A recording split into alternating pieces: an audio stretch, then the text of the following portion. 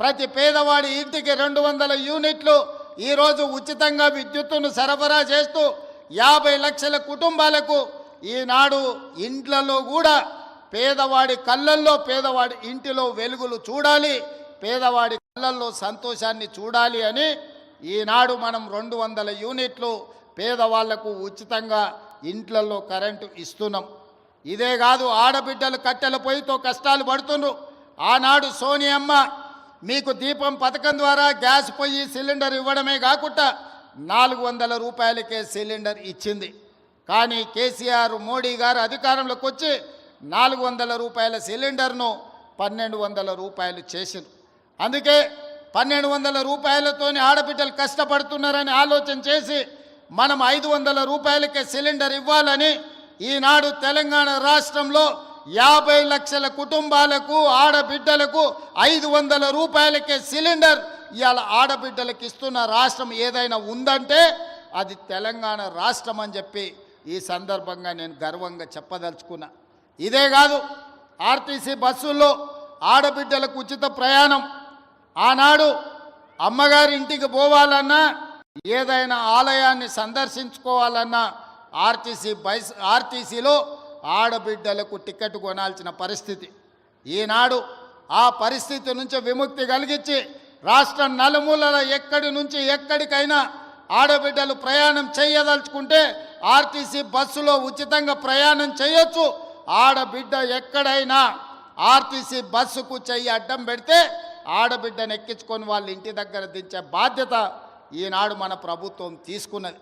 అందుకే ఈరోజు రాష్ట్రం నలుమూలల దాదాపుగా 120 కోట్ల మంది ఆడబిడ్డలు ఈ 13 నెలల ఆర్టీసీ బస్సుల్లో ఉచిత ప్రయాణం చేస్తే దాదాపుగా 4000 కోట్ల రూపాయలు ఆర్టీసీ కార్పొరేషన్కు రాష్ట్ర ప్రభుత్వం చెల్లించడం జరిగింది. ఈ విధంగా రైతులకు అదే రుణమాఫీ, నిరుద్యోగ యువకులకు ఉద్యోగ ఉపాధి అవకాశాలు, ఆడబిడ్డలకు ఆర్టీసీలో ఉచిత ప్రయాణం, అదే విధంగా 500 రూపాయలకే సిలిండర్, పేదవాడి ఇంటికి ఉచిత విద్యుత్తు, ఈ పథకాలన్నిటిని అమలు చేసినాం. ఇవి సరిపోతాయా అంటే సరిపోదు, పేదవాడికి ఇంకా ఆదుకోవాల్సిన అవసరం ఉన్నది.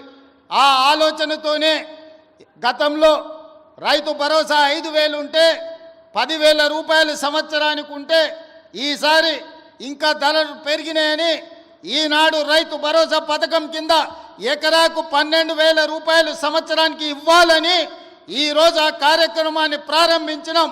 ప్రతి సంవత్సరం దాదాపుగా 20,000 కోట్ల రూపాయలు ఈనాడు రైతు భరోసా పథకం కింద ప్రతి ఎకరాకు 12,000 రూపాయలు ఇవ్వాలని ఆ పథకాన్ని ఈరోజు తెలంగాణ రాష్ట్రంలో ఉండే దాదాపుగా 70 లక్షల మంది రైతులకు కొడంగల్ శాసనసభ నియోజకవర్గం చంద్రవంచ నుంచి ఈరోజు ఆ కార్యక్రమాన్ని ప్రారంభించుకున్నాం. ఈరోజు జనవరి 26 బ్యాంకులకు హాలిడే ఉన్నది.